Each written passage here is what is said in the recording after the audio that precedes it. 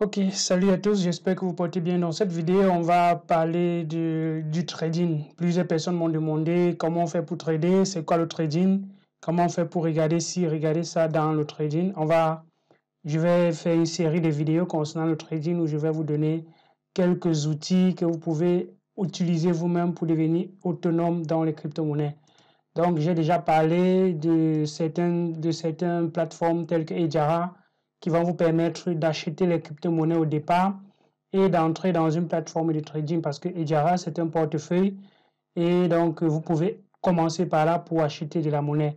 Donc, pour ceux qui ont déjà acheté de la crypto-monnaie sur Ejara et que vous avez, par exemple, les bitcoins dans votre compte Ejara, ce que vous allez faire un retrait.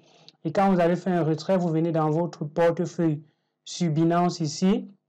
Donc, je viens sur portefeuille, sur Binance ici. Là, l'objectif, c'est de transférer mon argent, ou bien ma crypto-monnaie de Ejara vers Binance. Donc, je vais m'attarder beaucoup plus sur Binance dans cette série de vidéos parce que il y a trop de plateformes qui existent et je ne vais pas toutes les couvrir. Je vais juste couvrir la plateforme Binance. Mais les principes de trading s'appliquent quelle que soit la plateforme. Elles ont les mêmes principes. Vous appliquez les mêmes principes de trading que je vais partager avec vous dans cette vidéo. Donc, abonnez-vous, activez la cloche de notification et partagez la vidéo à d'autres personnes aussi qui sont intéressées par le trading.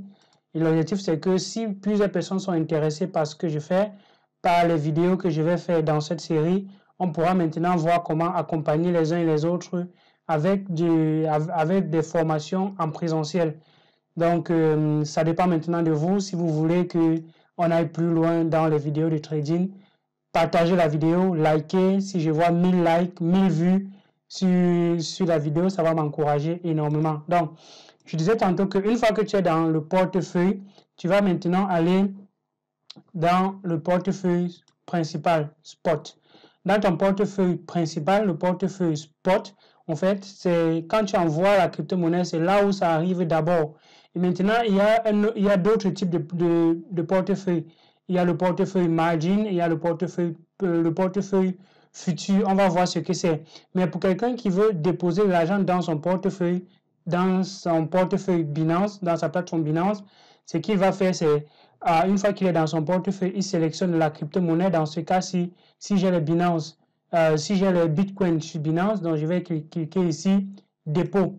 Et quand je clique sur dépôt ici, on va me donner mon adresse de Bitcoin dans Binance. Donc, je vais copier cette adresse dans Binance et aller maintenant sur Ejara, faire un retrait et me renseigner cette adresse-ci, cette adresse de Binance comme l'adresse qui va recevoir la crypto-monnaie. Donc voilà, et bon, ça prend quelques temps pour la validation et après un certain temps, vous allez voir dans la crypto-monnaie dans votre portefeuille Binance. Donc, il en est de même pour d'autres crypto-monnaies, quelle que soit la crypto-monnaie que vous voulez déposer sur Binance, vous pouvez le faire. Binance accepte, il faut vérifier effectivement que Binance accepte la crypto-monnaie. Si, par exemple, vous voulez une crypto-monnaie qui n'existe pas sur Binance, vous ne pourrez pas déposer cela sur Binance. Donc, rassurez-vous que la crypto-monnaie existe et rassurez-vous que vous copiez la bonne adresse et que vous transférez la même crypto-monnaie vers le même portefeuille. Parce que si vous transférez par exemple les bitcoins et que vous avez sélectionné l'adresse par exemple de Binance, donc vous avez sélectionné l'adresse BNB par exemple, vous allez envoyer un agent de Bitcoin vers une adresse Binance et la transaction va se faire en fait, mais elle ne sera jamais validée. Et comme elle ne sera jamais validée et que la transaction a déjà été débitée de votre compte, vous n'allez pas recevoir cet argent, vous allez perdre cet argent. Donc, faites très attention quand vous voulez faire les retraits, que ce soit les retraits de Binance vers une autre plateforme, c'est pareil. Faites très attention parce que vous pouvez pas facilement perdre votre crypto-monnaie. Donc, Binance a deux types de protocoles. Il y a trois types même d'adresses. Il y a les adresses BEP2, il y a les adresses BEP20 et il y a les adresses ERC20. Donc, les adresses ERC20, ce sont les adresses qui sont acceptées généralement par beaucoup de crypto-monnaies, beaucoup de plateformes. Et c'est sur la plateforme et c'est sur la blockchain Ethereum. Donc, quand vous voyez ERC20, ce que cette crypto-monnaie est sur la blockchain Ethereum. Donc, ce qui a possibilité de faire ce transfert-là sur la blockchain Ethereum. On va voir que dans Dans Bitcoin, par exemple, si je clique Bitcoin ici, dépôt, on va aussi m'afficher ERC20. Il y a aussi ERC20. Il y a Bitcoin et il y a ERC20 parce que il y a donc ce qu'on appelle les ponts. Donc, dans le jargon, on dit les bridges. Donc, en fait, il y a parfois les ponts qui permettent de transférer les crypto-monnaies d'une blockchain à une autre.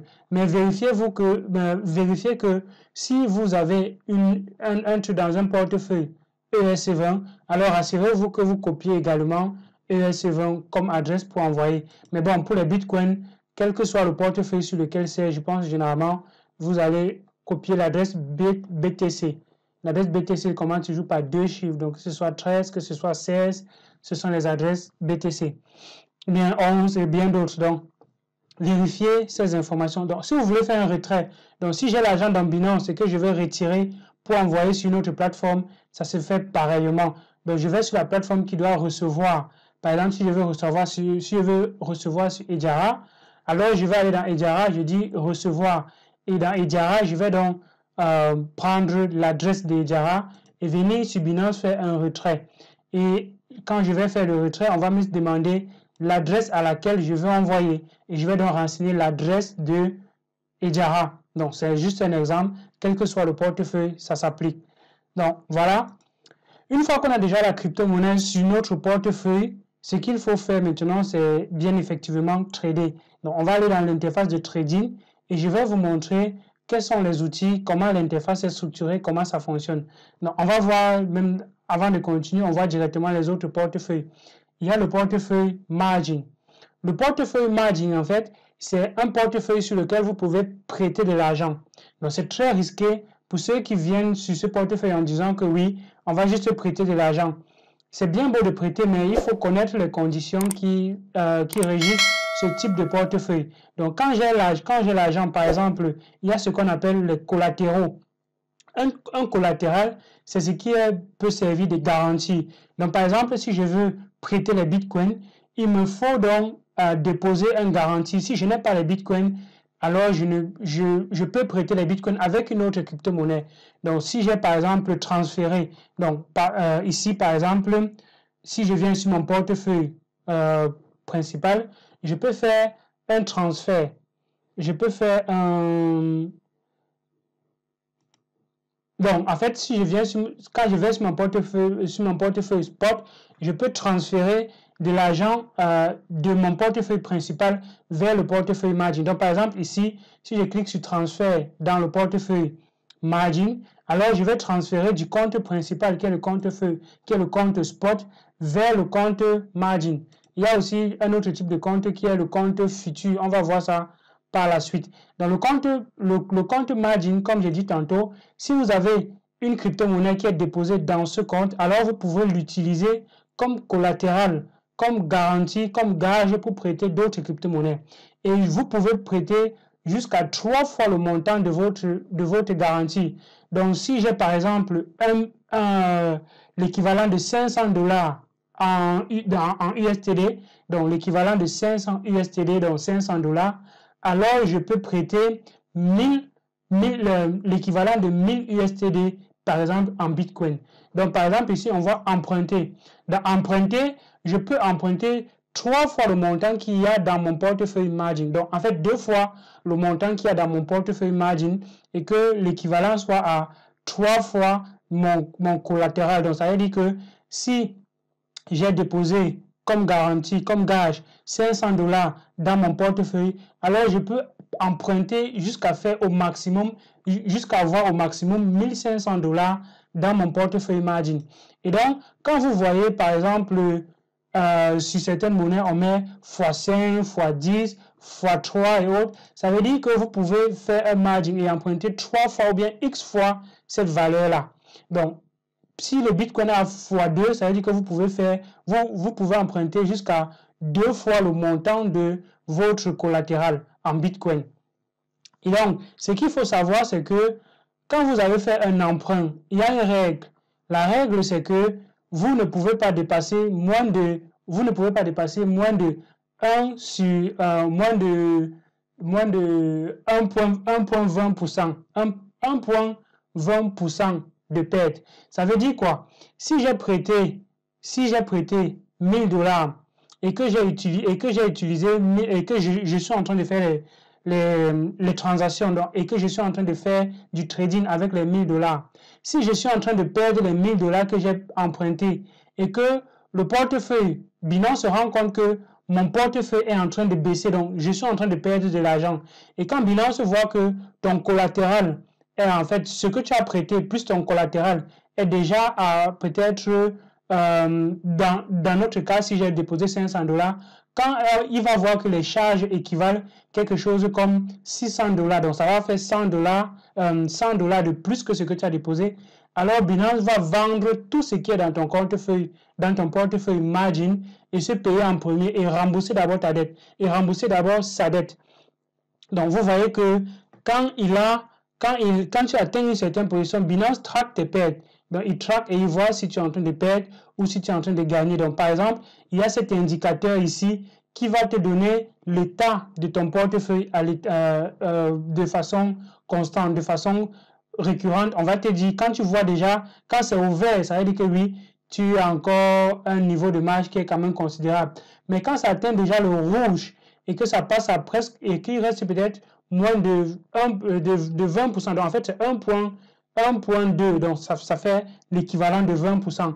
Donc quand il voit qu'il est déjà à presque 20% de la liquidation de ton compte et que ton compte passe totalement dans le rouge, donc tu seras dans une perte totale, ce que Binance va faire, c'est de vendre tous les collatéraux qu'il y a et se payer en premier et rembourser d'abord les dettes.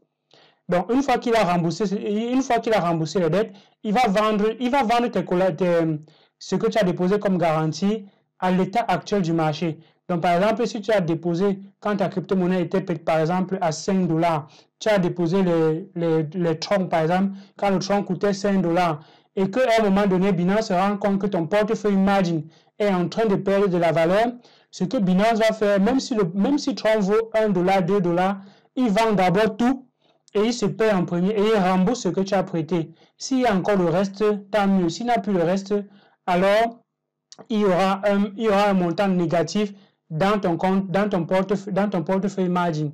Et quand il y a un montant négatif dans ton portefeuille margin, Binance va bloquer les transactions que tu peux faire sur la plateforme. Donc, tu ne pourras pas retirer de l'argent sur la plateforme. Donc, les gens qui pensent qu'ils vont venir emprunter de l'argent sur Binance et ils vont sortir avec, c'est impossible. Tant que tu n'as pas remboursé, tu ne pourras pas faire des retraits. Donc, maintenant, si tu as emprunté 1000 $, ça va te permettre d'effectuer, de mettre plus d'argent dans le trading, donc d'avoir plus de capital pour trader. Ça veut dire que au lieu de trader avec 100 $, tu trades maintenant avec, par exemple, 1000 $. Et puisque tu trades avec 1000 $, tu as aussi plus de bénéfices si tu es un bon trader et que tu as de la chance et que tu sais bien analyser le marché et tout. Donc, avec les 1000 $, tes bénéfices sont un peu plus considérables. Donc, s'il y a 1% de bénéfices, vous voyez que si c'est 1% avec 100 $, ça fait juste 1 $. Mais par contre, si c'est 1% avec 1000 $, ça fait 10 $. Donc, si tu prends les bénéfices et que tu te rends compte que tu as déjà assez de bénéfices, alors tu peux rembourser ce que tu as prêté et tout ce qui sera au-dessus comme bénéfice t'appartiendra. Donc, voilà le portefeuille margin. Le portefeuille futur, ce sont les paris. Quand on dit dans le jargon des crypto-monnaies, quand on dit long, ça veut dire que vous pariez que ça va prendre de la valeur. Il y a maintenant du short, ça veut dire que vous pariez que ça va perdre de la valeur. Donc, et dans le portefeuille long, on a ce qu'on appelle, quand vous voyez x20, x100, x1000, c'est dans le x120 jusqu'à 120, c'est dans le portefeuille futur. Ça veut dire que vous pouvez prendre une position dans le portefeuille futur comme si vous avez fait X fois votre capital. Donc, vous pouvez prendre une position comme si vous avez fait fois 100 de votre capital. Donc, si vous avez 100 $ dans votre portefeuille futur, alors vous pouvez trader comme si vous aviez 10 000 $. La conséquence de ça, c'est que une fois, quand vous tradez en tradant comme si vous avez fait x100, comme si vous avez x100 dans votre portefeuille, ça veut aussi dire que quand le marché va contre ce que vous avez fait à l'auteur de 1 sur le taux de 1 moins le 1 fois x, donc 1 sur x, ce que vous avez emprunté. Donc, si vous avez dit fois 10, ça veut dire que si vous avez fait 1 fois 10, ça veut dire que si le marché va à 1 moins 1 sur 10, donc ça veut dire qu'à moins 80, alors vous allez perdre votre position, vous allez perdre votre pari. Et quand vous perdez votre pari, ce que Binance fait, Binance liquide votre position et il prend votre argent, et il prend ce que vous avez, déposé comme collatéral dans votre portefeuille futur.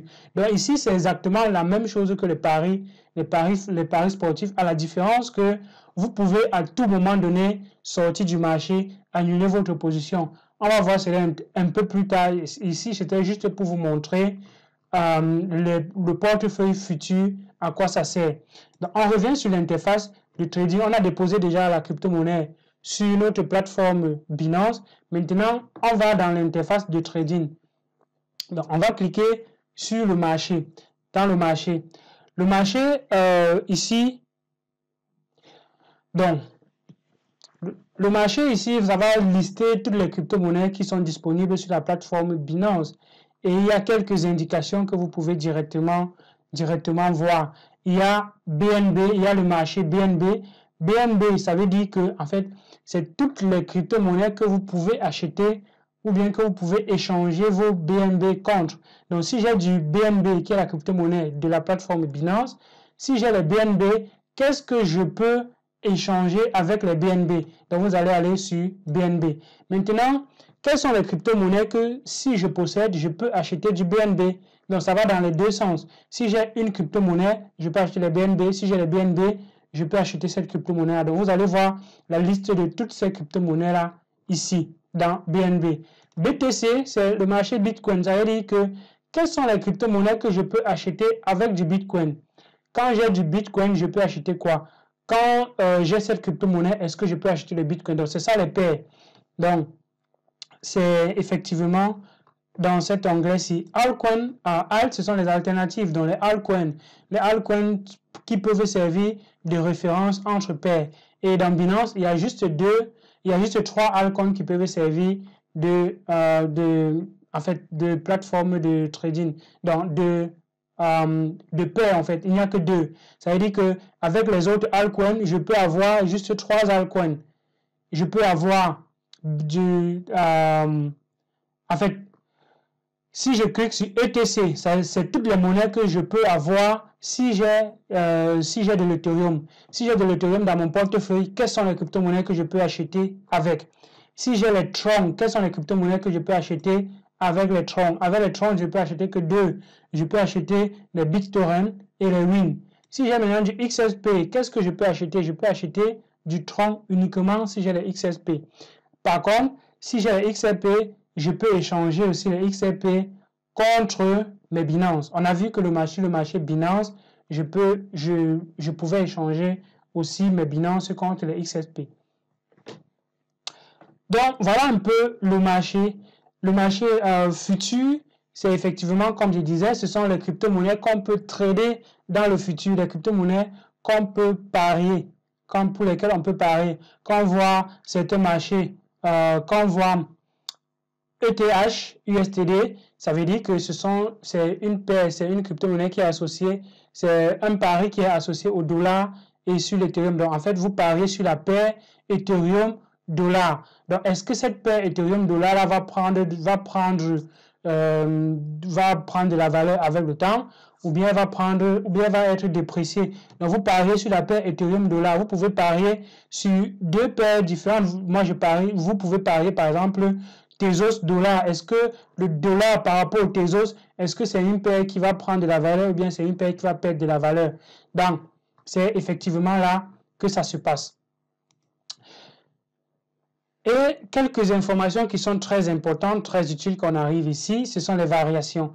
Donc, quand je clique par exemple sur le marché spot, dans spot, je clique sur variation 24 heures. En 24 heures, quelles sont les crypto-monnaies qui ont pris de la valeur? On voit qu'il y a ONG, et si je vais dans le marché Bitcoin, il y a ONG qui a pris 70% en 24 heures. Il y a TNB et autres là, ce sont les monnaies qui ont pris de la valeur en 24 heures.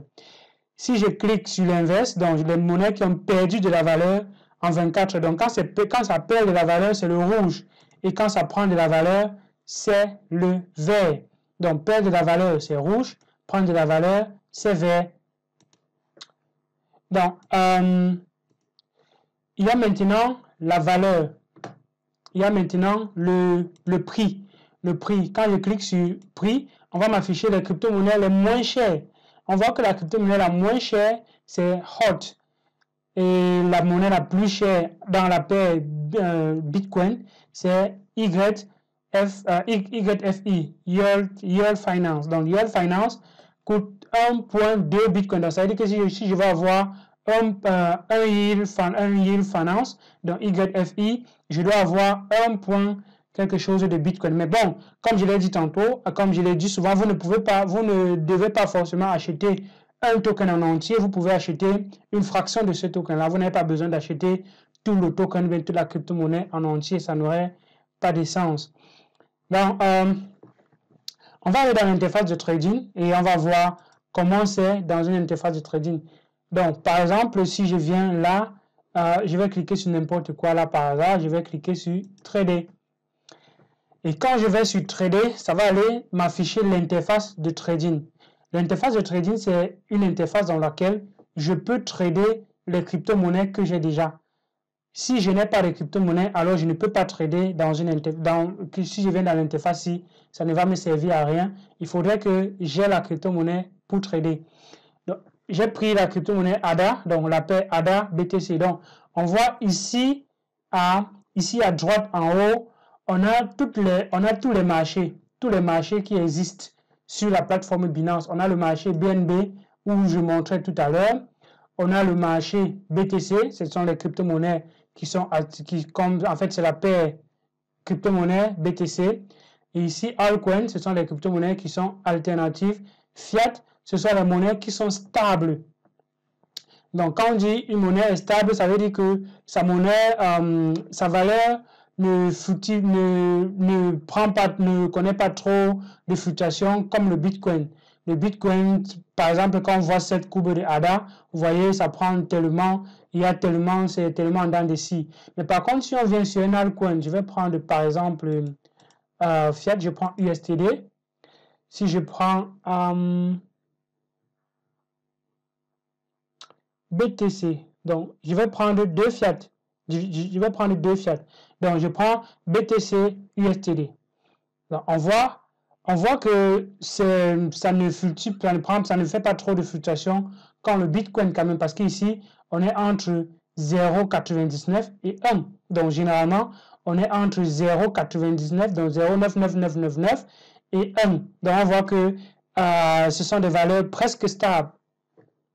Mais par contre, on voit quand on est dans le Bitcoin, on voit comment le Bitcoin a perdu 10% en quelques heures seulement.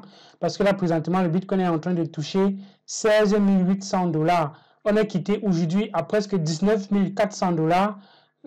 Et on est présentement à 16 000 $. C'est quand même hallucinant qu'on puisse perdre autant de valeur en si peu de temps dans un marché. Donc, ce qu'on va voir, c'était l'interface de gauche où on présente les crypto-monnaies qui existent dans un marché. Ici en bas à droite, on a le marché actuel, donc l'état du marché actuel. Quand on voit rouge, ça veut dire que les gens sont en train de vendre. Quand on voit vert, ça veut dire que les gens sont en train d'acheter. Donc on voit qu'il y a plusieurs ventes qui sont en train de se faire présentement dans le Bitcoin. Les gens sont en train de vendre massivement le Bitcoin et c'est pour ça que la valeur est en train de descendre. Parce que quand plusieurs personnes vendent massivement, ça veut dire qu'ils sont en train de se débarrasser de la crypto-monnaie, ils sont en train de sortir du marché. Et quand ils sortent du marché, la crypto-monnaie perd de la valeur. Donc quand on voit vert, ça veut dire que les gens sont en train d'acheter. Donc partout sur la courbe ici où on voit vert, c'est là où il y a eu, c'est une tendance entre la période, dans cette période-là, il y a eu plus d'achats que de ventes. Mais quand on voit rouge, ça veut dire qu'il y a eu plus de ventes que d'achats. Donc, ça c'était la partie de droite. La partie centrale, la partie centrale, en fait, ce sont les courbes d'analyse du marché.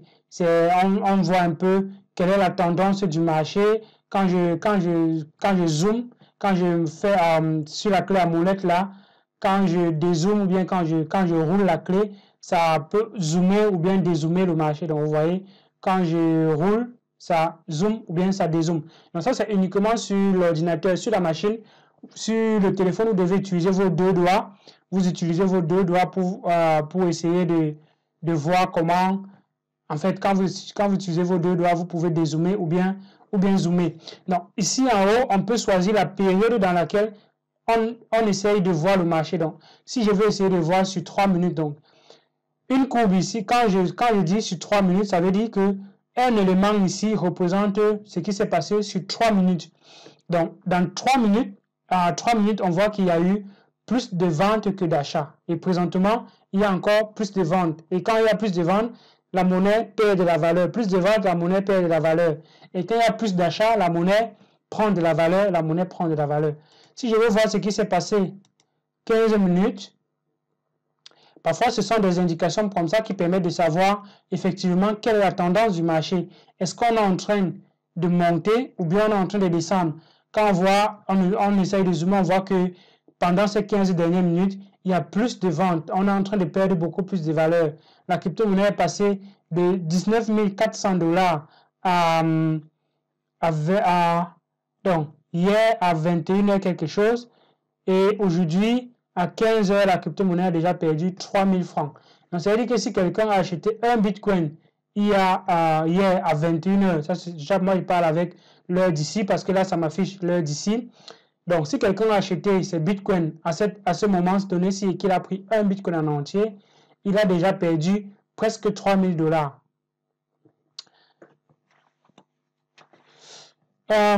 Donc, on peut essayer de zoomer encore.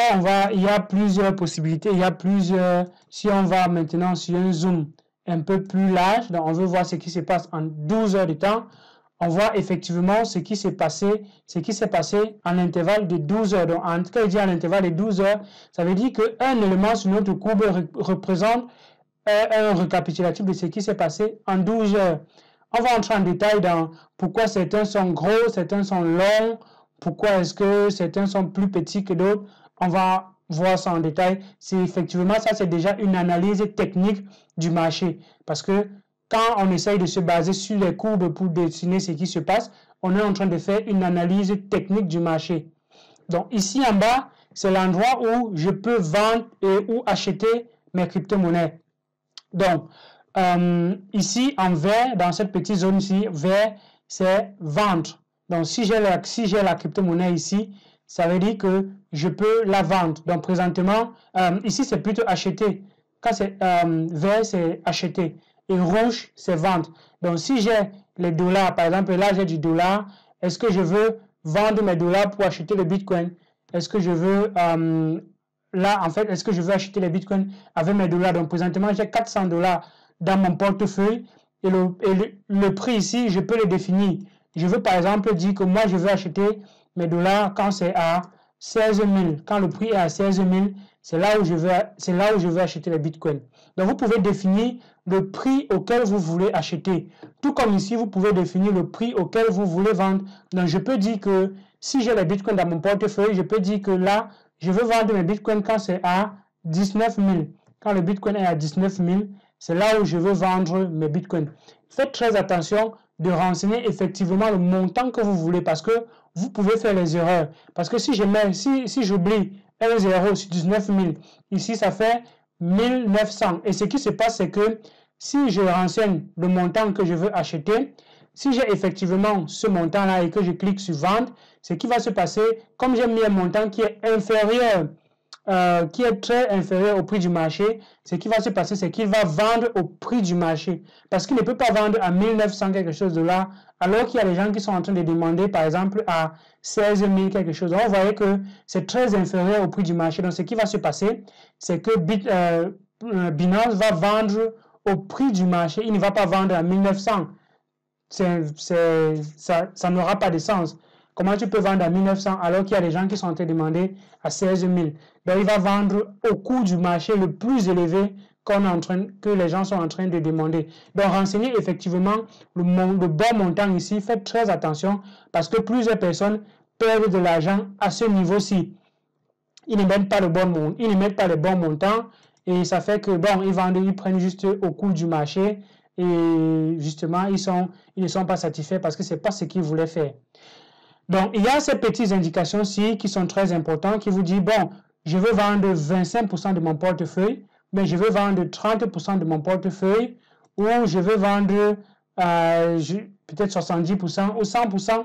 Quand il dit 100%, ça veut dire que je vends toute la valeur de ce que j'ai dans cette crypto-monnaie-là. Donc, si j'ai le Bitcoin et que je clique sur 50%, alors il va positionner ici directement la valeur qui est équivalent de 50% de mon portefeuille. Donc, voici ce que j'ai en Bitcoin dans ce portefeuille. Alors, quand il dit 50%, il va prendre la moitié de ceci et c'est ce qui est renseigné là.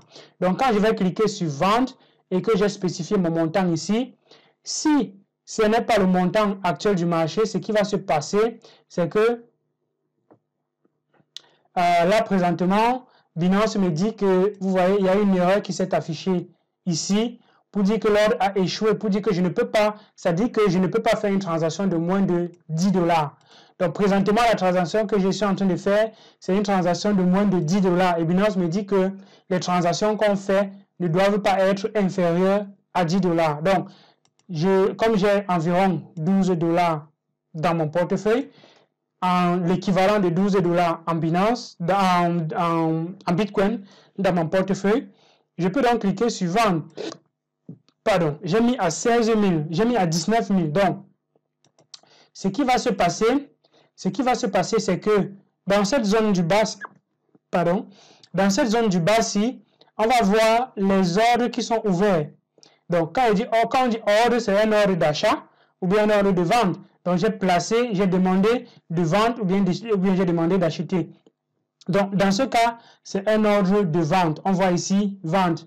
On voit le type que j'ai mis, c'est limite. Ça veut dire que c'est moi qui ai défini la limite, c'est moi qui ai défini le montant. Le prix, c'est moi qui ai défini le montant, ainsi de suite. Donc, on peut maintenant décider d'annuler. On peut dire que non, j'ai peut-être placé trop élevé. Le montant est un peu trop élevé parce que là, présentement, on est à 16 000. Je veux vendre à 19 000, mais il faudrait que ça monte encore trop. Oh, on est en train de perdre de la valeur. Donc, ce que je fais, j'annule. Donc, j'ai cliqué sur annuler. Et quand je clique sur annuler, je dis non. Bon, moi, je ne veux pas attendre beaucoup longtemps. Je veux vendre à 16 800. Ou bien, ce que je peux faire, c'est, je dis, bon, je vends à l'état du marché actuel. Donc, ce que je fais, c'est je clique sur Market. Market, ici. Quand je clique sur Market, alors, je suis en train de vendre ou bien d'acheter au prix du marché actuel. Donc, là, je vais juste renseigner le montant que je veux.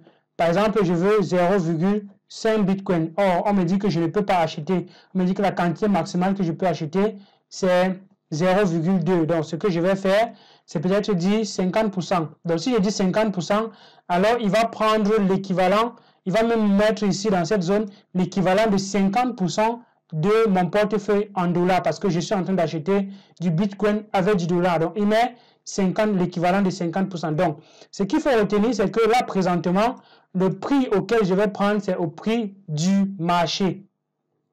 Donc, si pendant que je suis en train de faire ma demande, le Bitcoin passe à 18 000, alors je vais acheter à 18 000. Si pendant que je suis en train de faire ma demande, le Bitcoin passe à 13 000, alors je vais acheter à 13 000 parce que j'ai mis le prix du marché. Pareil pour la vente. Si je veux vendre là présentement et que je choisis le prix du marché, si le Bitcoin passe à 19 000 à 20 000, à l'instant où je clique vente, alors c'est ce prix-là qui sera considéré quand je vais vendre. Donc, si le marché chute, effectivement, c'est le prix qui a chuté qui sera utilisé comme le prix de vente. Donc, ici à gauche, on voit les gens qui ont placé les ordres de vente ou bien les ordres d'achat. Donc, on voit ici que il y a en rouge ici, ce sont les personnes qui sont en train de vendre leur crypto-monnaie et en bas ici, ce sont les personnes qui sont en train d'acheter. Donc, on voit, par exemple, quand c'est un long vert comme ça, ça veut dire que il y a beaucoup de demandes à ce niveau-ci. On voit qu'il y a quand même, quand même des gens qui ont placé 33 000 $ d'achat quand on est à 16 500. Et il y a des gens qui ont placé, par exemple, là je vois quelque chose comme 23 000 bitcoins, 23 000 $, ici c'est plutôt dollars, donc 23 000 $ en vente donc ici, ça permet de voir effectivement quelle est la tendance du marché, qu'est-ce qui se passe, dans le marché. Donc voilà, c'était le premier cours pour aujourd'hui et j'espère que ce premier cours vous a déjà quand même donné quelques idées de comment est-ce que l'interface se présente, comment est-ce que on peut vendre et acheter les crypto-monnaies à l'état actuel. Donc quelqu'un qui a regardé, bien qui a suivi cette vidéo jusqu'à la fin, il sait déjà comment vendre, comment acheter de la crypto-monnaie sur la plateforme Binance. Il peut annuler ses transactions, il peut déjà regarder un peu le marché, zoomer sur 1 heure, par exemple, voir ce qui se passe il y a 1 minute, il y a 3 minutes, il essaye de voir comment ça se passe. On voit que le marché est un peu en train de remonter depuis il y a 1 minute. Quand on atteint 16 500, c'est en train de remonter petit à petit. Ça peut encore descendre, on ne sait pas. Mais bon, ça vous permet d'avoir un certain aperçu. Vous voyez que si je mets sur 1 heure, je ne vais pas pouvoir voir cette remontée-là. Je vais juste voir que c'est en train de descendre. Mais par contre, si je mets sur 1 minute, j'ai l'équivalent je vois un peu ce qui se passe directement il y a 1 minute sur le marché. Donc ça me permet également de savoir un peu à temps réel ce qui est en train de se passer. Je vois qu'on est arrivé à 16 500 et qu'on est en train de remonter à 16 800. Mais par contre, si je mets sur 4 heures, je ne vais pas pouvoir avoir cette information-là. Donc voilà un peu comment ça se passe. Mais bon, c'est vrai que en regardant également les bougies, parce que dans le monde des cryptos, on appelle ceci les bougies. En regardant les bougies, je peux effectivement avoir la même information que je vous ai donnée tout à l'heure. Parce que quand on va voir le dernier pic ici en bas là, on va voir que dans cette heure-là, on a touché ce niveau-là. Et bon, on va voir un peu ça en détail dans une prochaine vidéo. J'espère que cette vidéo vous a plu. Vous me mettez en commentaire ce que vous avez pensé de cette vidéo. D'ici là, portez-vous bien. À une prochaine vidéo. Ciao!